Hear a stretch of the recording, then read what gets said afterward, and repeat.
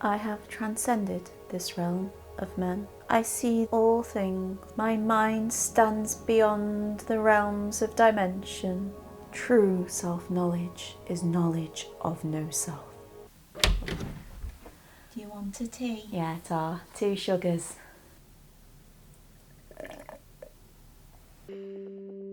Today I'm going to talk about the no-self theory of personal identity and why I like it. Theories of personal identity are usually attempts to answer the question of what makes it true that a person is the same person over time.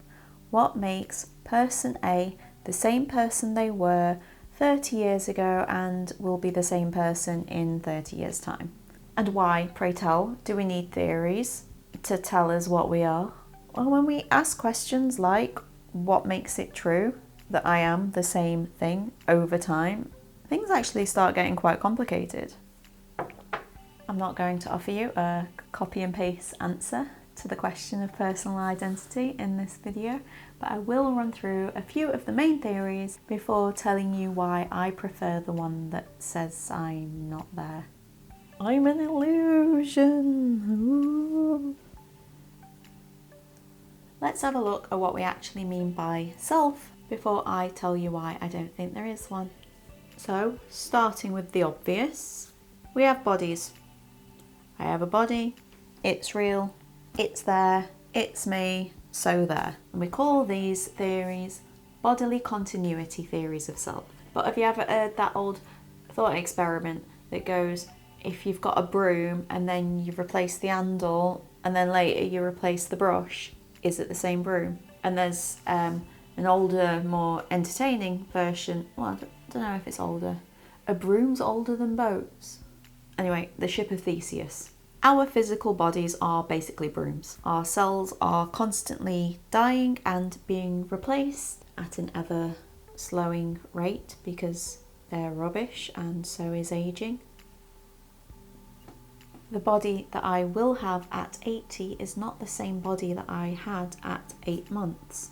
But if boats and brooms aren't enough to cancel bodily continuity theories of self, then we have Parfit and his thought experiment, which went, so imagine that you're going to get teleported to Mars, yeah? But to do so, the machine will essentially deconstruct you, basically killing you, and will like make you new again on Mars with your memories and all your consciousness and everything like that. Do we consider that new Mars you to be you? Or do we treat new Mars you like, you know, don't know who you are, mate. You're not on the list, you're new. No, you paid Elon Musk all that money to get you to Mars and you can be damn sure you're going to want that Mars you to be you. What if the machine copied you and there was you in the machine and then there was a Mars you? Which you is the most you? Is there a you which is most you? Did you go to Mars? I'll leave a link to Parfit's work in the description, but TLDR, bodily continuity theories of self are in the bin. Next top fave theory would be psychological continuity theories of self. It centres on our memories and our consciousness and all our mental phenomena, and it says our self is grounded in that. So yeah, even though our bodies are going to change over the course of our lives, it's the same consciousness that's in that body, and that we can say that's the self. But firstly, are our consciousnesses and memories continuous? Bernard Williams, he was another thought experiment stan, were torture based, and they showed that in some moments we consider our consciousness to be ourself, and in other moments we consider our body to be ourself. And again, I'll leave the links in the description, but again, TLDR, continuity theories of self in general, in the bin. So we've talked about bodily continuity and psychological continuity theories. Now to briefly explain a description of self, which I think at least best describes how we feel about ourselves, and which is actually somewhat consistent with what we know about neurology and things like neuroplasticity. That is David Hume's bundle theory of self, or as I like to call it, the system theory. So what Hume says is that we are like a bundle of stuff, and so in that bundle we have our bodies, we have our memories, our consciousness, our preferences, our passions, all the things we like, all the connections with others that we have, all in this bundle. And although the contents of this bundle are going to change over time, they're going to be replaced, it might not even be, there might not be the same contents at the end of your life as there was at the beginning of your life. It's the bundle that has remained continuous, and that's what we can call ourselves. Oh, Hume! So, just as London town went from being backwater to township to metropolis to place that decided to boost this man's political career, we still know it as London. However, Hume himself said that he couldn't find the thing which was holding this bundle all together. See, he suggested that it works along the theory of cause and effect, which is fair enough, most things seem to. But what he said is that we don't know what goes on between cause and effect, that he can't seem to ascertain what the link is there, and that we just induce that there is something that happens there because we see cause become effect, and that's what happens every time, and we just assume that it will be that way. And he said himself that the identity which we ascribe to things is a fictitious one. And so, finally, on to my favourite theory, the no-self theory of personal identity. You might be thinking, wait, what about souls? It's a perfectly valid question to have. There are, of course, many theories which ground personal identity in the soul.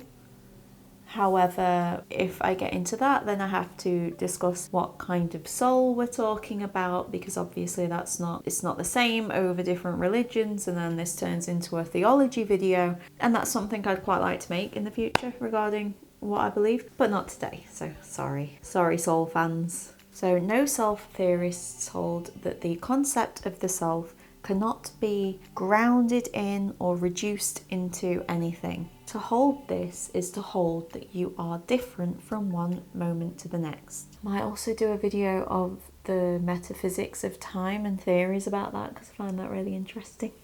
But yeah, there is no thing which is me which persists over time. And if you think that that sounds like a scary thing, which only very odd people would believe, then let me introduce you to 488 million no-self theorists, also known as Buddhists. Shout out. Buddhists believe that one of the 3 marks of existence is anatta. Anatta. I think I worry more than other creators do about pronunciation of things. Anatta literally means without soul. I'm not a Buddhist, but I do accept a lot of what they teach, and I do think they've hit the nail on the head with this anatta thing. But why is it good, though? What? That was scary. Okay, so first of all, it's not to say that I don't exist. In any present moment, I exist. It's now, therefore I am. I'm just not the same thing I was a moment ago. Secondly, it fits in really well with my anti-essentialism vibes. Essentialism meaning the belief that things are supposed to be a certain way, that there is a specific way that things should be and they shouldn't change from that. That's not... No. Do a video on why if you like. But to explain why I actually quite like the no-self theory, I'm going to now arbitrarily split my experience into categories, which I've just decided on now. Experience category number 1, crappy days. On bad days, it's quite a comfort to know that that's just me now. That tomorrow's Mika, that's me, I'm Mika. Or am I? Ooh.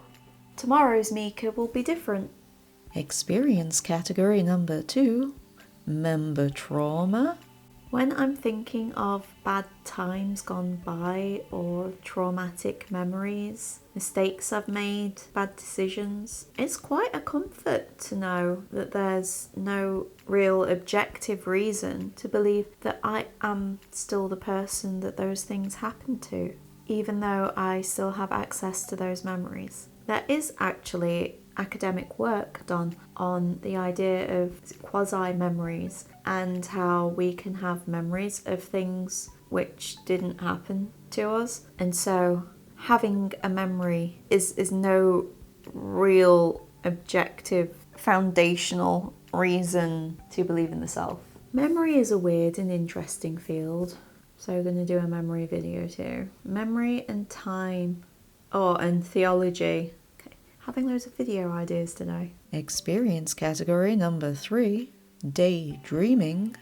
When I'm thinking about my possible futures, believing in no self gives me a sense of more control, and I like having a sense of control.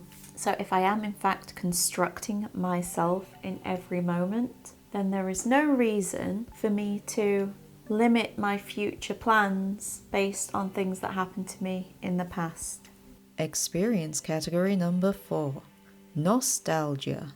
So when I'm thinking of nice past experiences, achievements, relationships I've had with people, then I can still feel pride and happiness that I was that person. And as far as lasting relationships go, some people might think that this is threatened if you don't believe that you're the same person as you were at the beginning of the relationship. But I think it's strengthened. It means that in every moment you're constructing, like you're renewing your relationship, you're reaffirming it. I believe that a lasting relationship isn't just something that starts at T1 and then just is from then on. Rather, it's something that you renew every day, in every moment that you're in a relationship with that person. But wait, the logical fallacy geeks are saying, are you not contradicting yourself by constantly saying the word I? Are you not therefore accepting that there is an I which you are?